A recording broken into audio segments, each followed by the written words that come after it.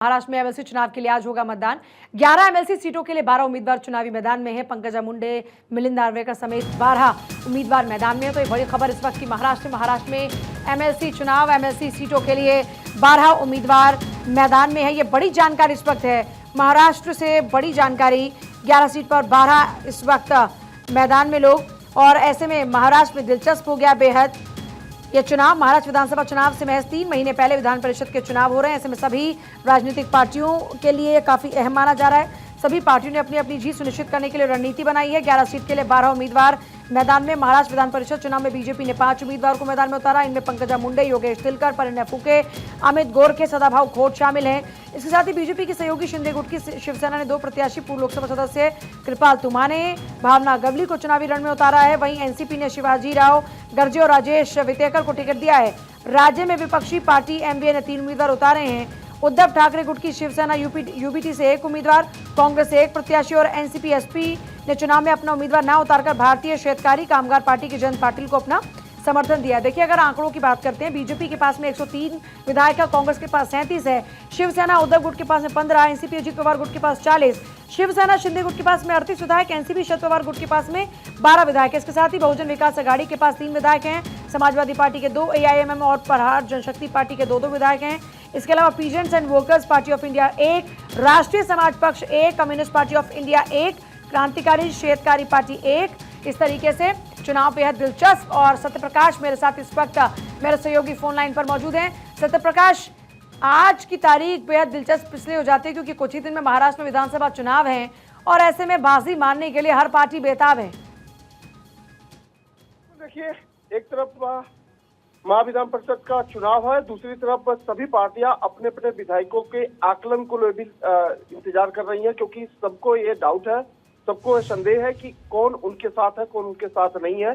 क्योंकि लोकसभा के बाद से लगातार यह अटकलें लगाई जा रही थी कि कई पार्टियों के कई विधायक अलग अलग जो है कमबैक करना चाहते हैं, वापसी करना चाहते हैं। इसको लेकर भी संशय बरकरार है। तो ऐसे में 2 महीनों में आज का यह चुनाव बहुत ही अहम हो जाता है। एक तरफ एमएलसी कौन जीतेगा वो अहम हो जाता है, दूसरी तरफ कौन पार्टियां जो है अपने विधायकों को नहीं छोड़ पा रहे, कौन विधायक अपने पार्टियों के साथ लॉयल है।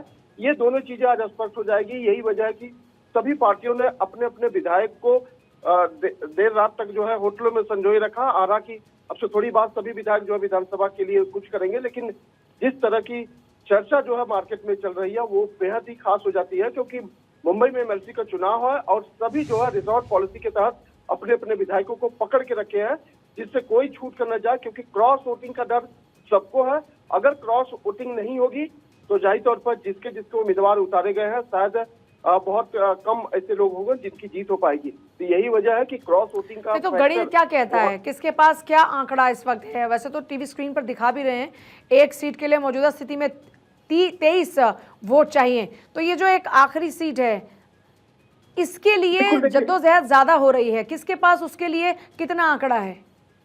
बिल्कुल, देखिए, बहुत इम्पोर्टेंट रोल हो जाता है कि जब विधायक का किसी के पाले में जाकर उन्हें वोट करते हैं। जैसे में अगर भारतीय जनता पार्टी की बात करें तो उनके खुद के जो विधायक है 103 है, शिवसेना एकनाथ शिंदे गुट के पास 40 है, अजीत पवार के पास 29 है, कांग्रेस के पास 37 विधायक है, शिवसेना यूबीटी के पास 12 विधायक है, शरद चंद्र पवार के पास 10 विधायक है। तो ऐसे तमाम जो विधायक है वो सभी जो है अगर अपने अपने चाहे एनडीए को चाहे महाविकास अघाड़ी को वोटिंग करते हैं तो महाविकास अघाड़ी को ज्यादा दिक्कतें नहीं होगी, लेकिन एनडीए को ज्यादा दिक्कतें हो सकती है, क्योंकि भारतीय जनता पार्टी ने 5 उम्मीदवार मैदान में उतारे हैं।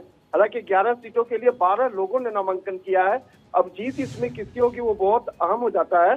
लेकिन भारतीय जनता पार्टी के साथ अगर उनके सारे विधायक आते हैं, इसके अलावा जो बचे हुए विधायक चाहे वो अपक्ष के हो या फिर वंचित बहुजन अघाड़ी के हो या फिर सपा के हो, अगर वह लोग उनको वोटिंग करते हैं तो भारतीय जनता पार्टी के 5 विधायक जीत सकते हैं। मतलब एनडीए के 9 उम्मीदवार की जीत हो सकती है। लेकिन अगर क्रॉस वोटिंग होती है तो बिल्कुल ये फैक्टर गलत हो जाएगा और फिर जो है महाविकास अघाड़ी के विधायक जो 3 विधायक है उनमें जीत हो सकती है, क्योंकि ये संशय है कि महाविकास अघाड़ी को तमाम जो विधायक अपक्ष हो चाहे वंचित बहुजन अघाड़ी हो वह वोटिंग करेंगे या नहीं। इसीलिए ये बेहद खास हो जाता है कि जो चर्चा चल रही थी बीच में कि अजित पवार के कुछ विधायक जो है शरद चंद्र पवार के खेमे में जाना चाहते हैं, घर वापसी चाहते हैं। इस तो आप ये बात कह रहे हैं को कि महायुति का पलड़ा भारी है? बिल्कुल ये कहा जा सकता है कि अभी फिलहाल महायुति के पलड़ा भारी है, क्योंकि लगातार महायुति ये चुनाव से पहले ये तमाम विधायकों के साथ कई बार बैठकें की, लोगों को सामंजस्य बिठाने की कोशिश की, लोगों को समझा बुझाकर प्रदेश जो स्तर के जो नेता हैं वह भी इसमें शामिल रहे, केंद्रीय मंत्री इस पूरे मामले में शामिल रहे हैं। तो ऐसे में ये माना जा रहा है कि महायुति जो है अपने संयोजन को बिल्कुल मजबूत करके रखा है। इसीलिए 3 दिन पहले से देखा जा रहा है कि किस तरह से महाराष्ट्र में एमएलसी चुनाव से पहले रिसोर्ट पॉलिसी देखी जा रही है, लोगों के ऊपर नजरें रखी जा रही है, लोगों को एकजुट किया जा रहा है। लोगों को एकजुट किया जा रहा है। आप जैसे आपने जिक्र किया कि रात भर बैठकों के दौर चलते रहे, विधायकों को अपने पास बांध के रखा जा रहा है, व्हिप भी जारी किया गया क्या सभी को?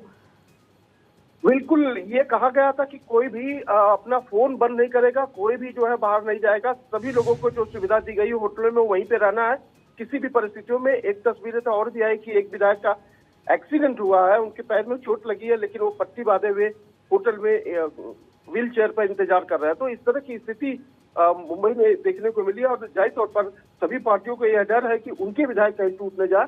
टूटने का डर ज्यादा है क्योंकि आने वाले समय में विधानसभा का चुनाव है और इसी को देखते हुए ये ताकत भी आजमाई जा रही है कि किसके पास कितनी ताकत अभी है।